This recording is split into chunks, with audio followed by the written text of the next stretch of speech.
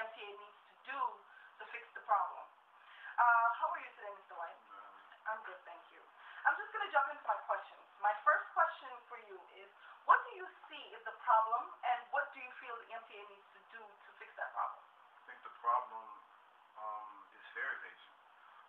Fare evasion causes a huge problem because it's the reason why the confrontations between passengers and operators are happening. And I believe that what the MTA needs to do is just provide more police presence, because the police presence will provide a deterrent and it will help the passengers as well as operators like myself feel safer.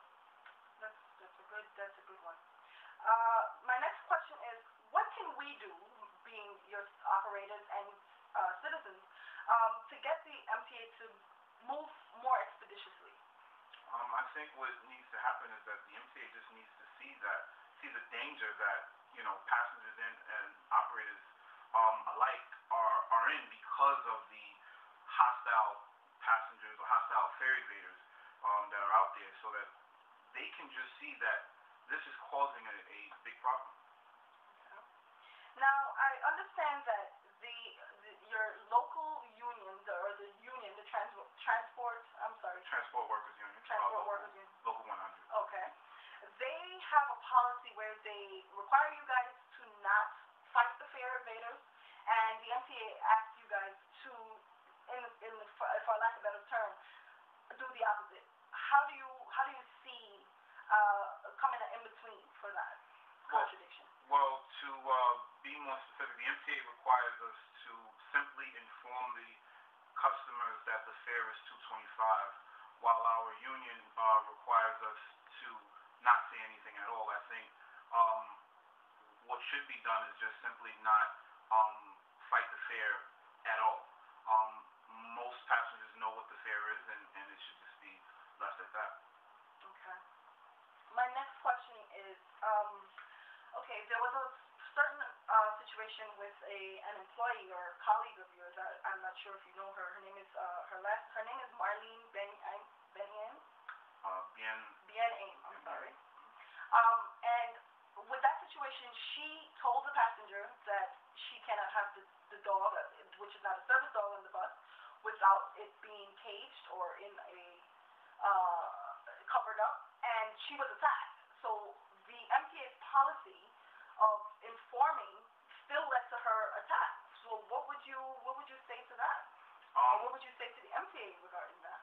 Well, what happened in that situation was that MTA policy requires anyone bringing a dog that is not a service dog or CNI dog to carry them in a carrier.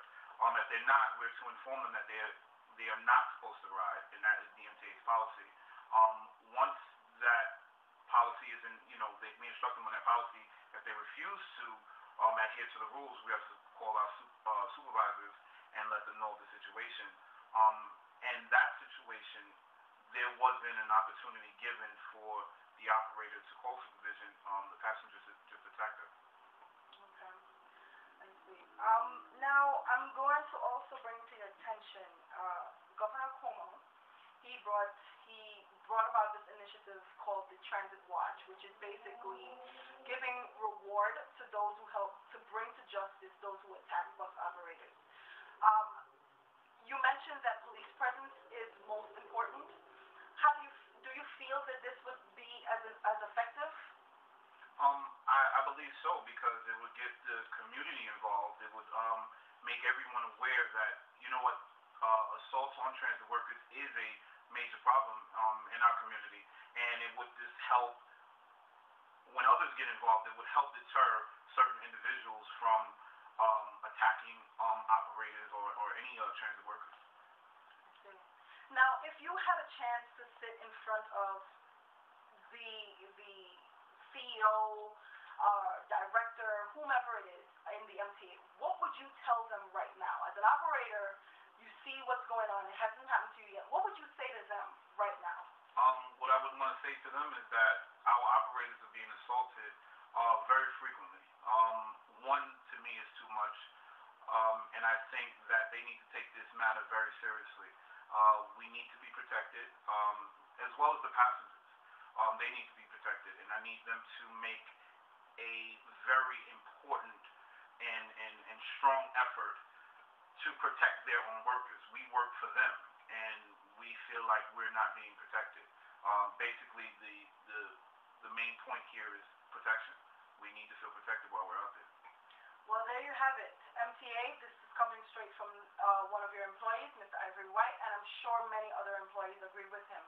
I'm now going to try to emphasize on what Mr. White has said by giving you some visual on how serious this matter is, and hopefully after seeing my video, you would see that this is an urgent matter and it needs to be handled right away.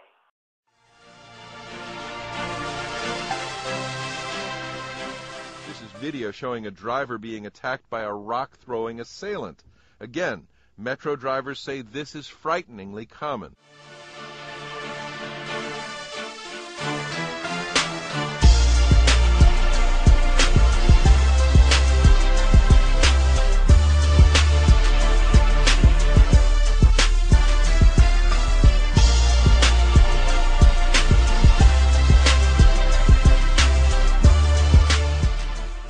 She was at 3rd Avenue Fordham Road around 5:15, 5:20 in the afternoon yesterday. A female passenger boarded the bus with a dog that appeared to be a Chihuahua that was not in a carrier.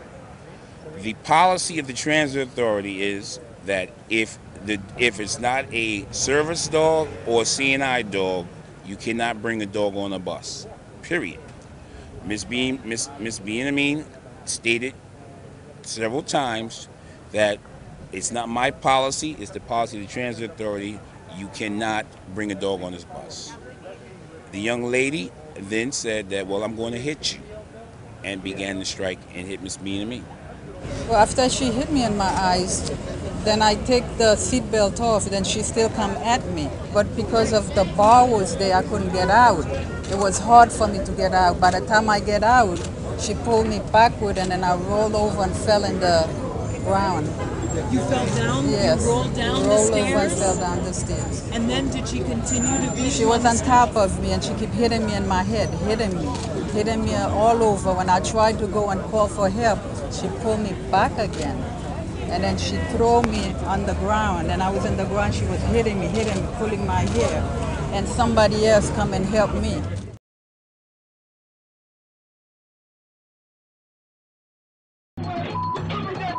Bennett told cops he was frustrated after getting kicked off another bus earlier in the day for using a fake bus pass.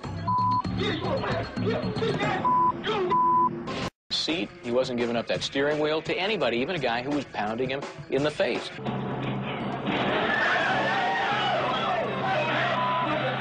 You could hear them start smashing into, I don't know what they're hitting. They're in a bus. So if this guy, the nutcase, turns on them, there's no place to retreat to.